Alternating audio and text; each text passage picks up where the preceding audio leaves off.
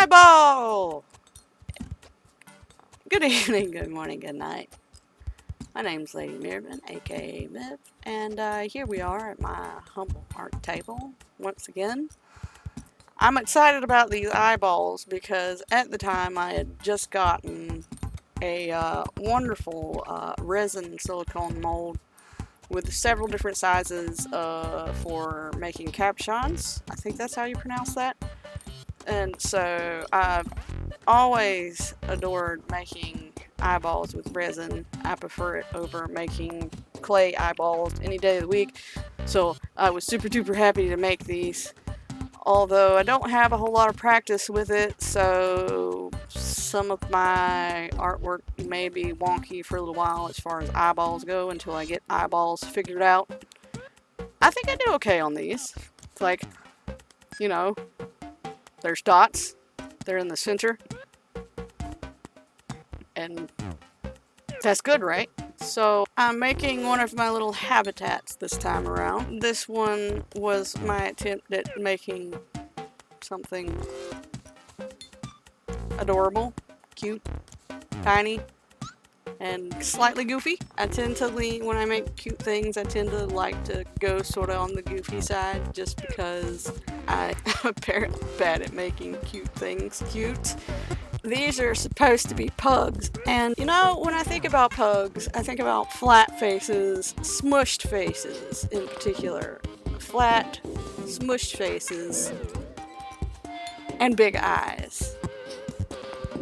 Big, beady, googly eyes. I haven't figured out how to make resin googly eyes yet, plus I don't think that would really work well with this piece, but instead of doing the smaller itty bitty cabochons, I did the slightly bigger ones, and slightly bigger was just big enough, and maybe slightly oversized, which was more or less what I was going for. So right now, what we're doing is we're smoothing on some eyelids. Eyelids are important. Most things have eyelids. Except for maybe skeletons. Skeletons don't have eyelids.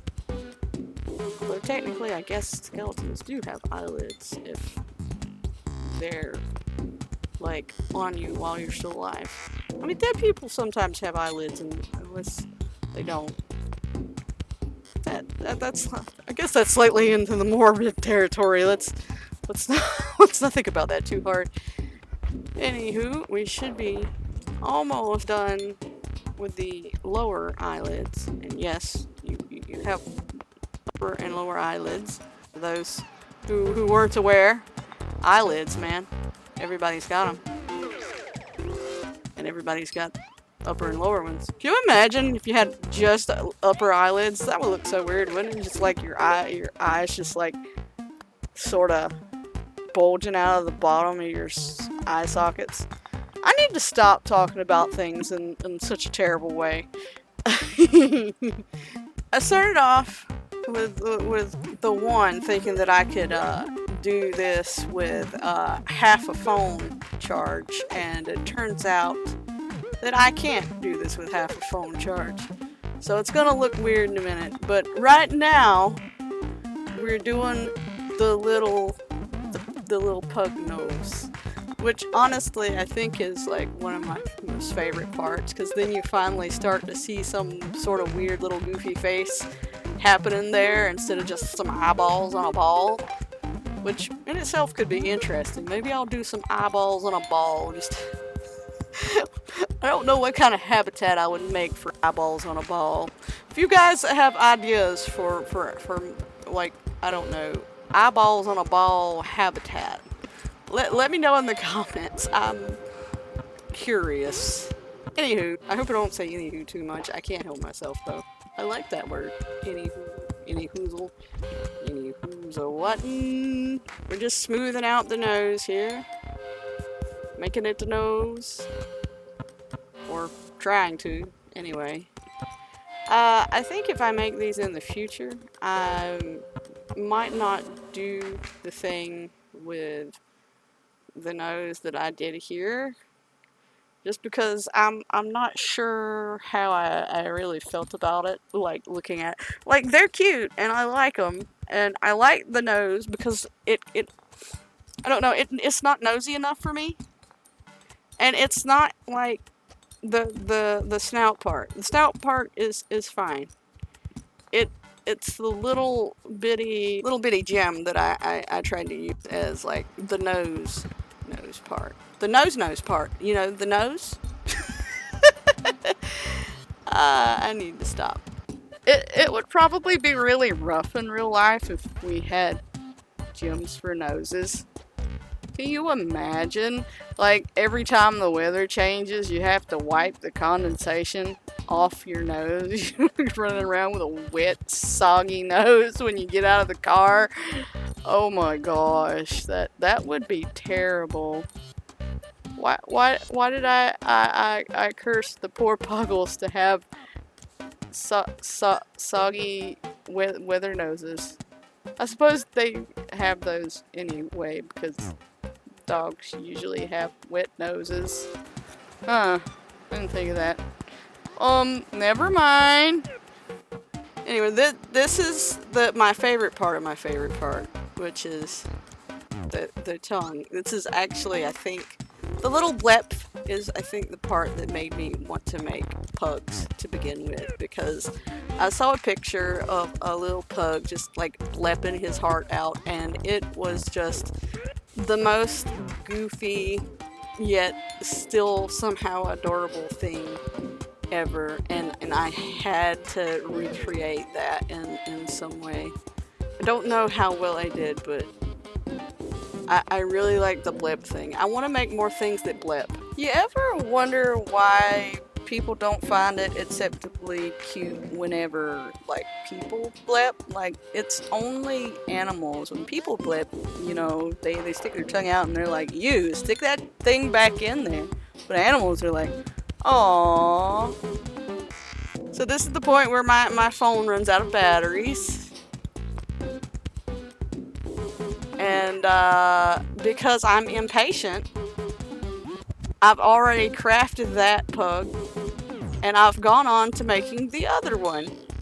In fact, you can see that pug, the one I was working on before, in the background, already sitting in their little habitat that I made off camera. Mostly because I'm not sure how much you guys actually want to see the little habitats, because honestly, it's literally just me taking the resin that I casted days in advance and gluing stuff on it. I don't know how entertaining gluing stuff to stuff really is, and that's why I've mostly cut that out of other videos I've done in the past. Not that I have many videos left, since this is like a reboot of the channel.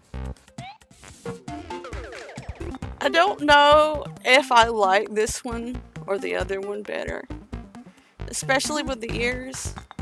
I had like an internal conflict when it came to the ears. I wasn't sure how I wanted them to look. I kind of felt like the first one, the ears didn't look like dog ears so much. Like they're supposed to be curled under each other. Well, under themselves, really. I can word. But they don't really, they kind of look like instead of being curled, they're like panda ears or something, and that wasn't really what I was going for, so I tried to make the second one have like some flat ears. And don't mind the ruined first attempt at making a butterfly over there at the side there. That doesn't exist. I had some trouble figuring out exactly how I wanted to do it, and in the end it was just 2 balls flattened on each side and then squashed together and then pinched and pinched and pinched some more until it sort of kind of looked like a butterfly. And I do apologize for going off screen.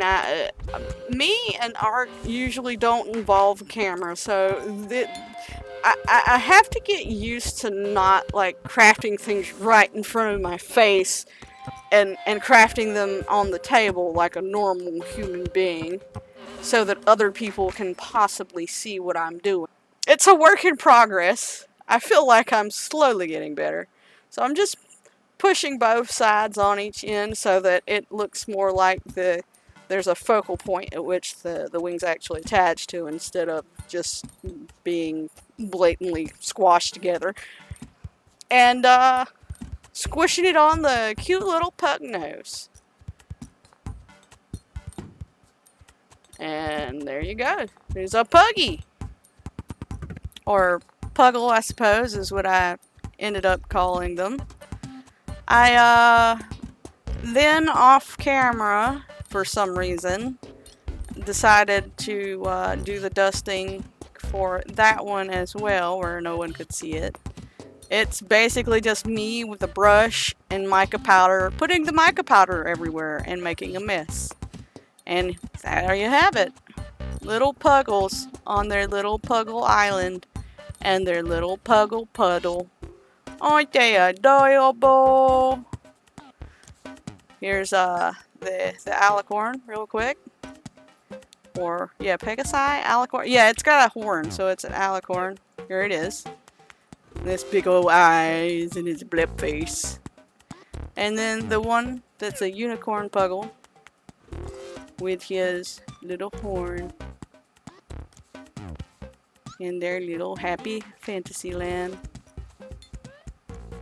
Did you like this? Was this good? Should I make more things like this? If so, let me know in the comments below. Toodles.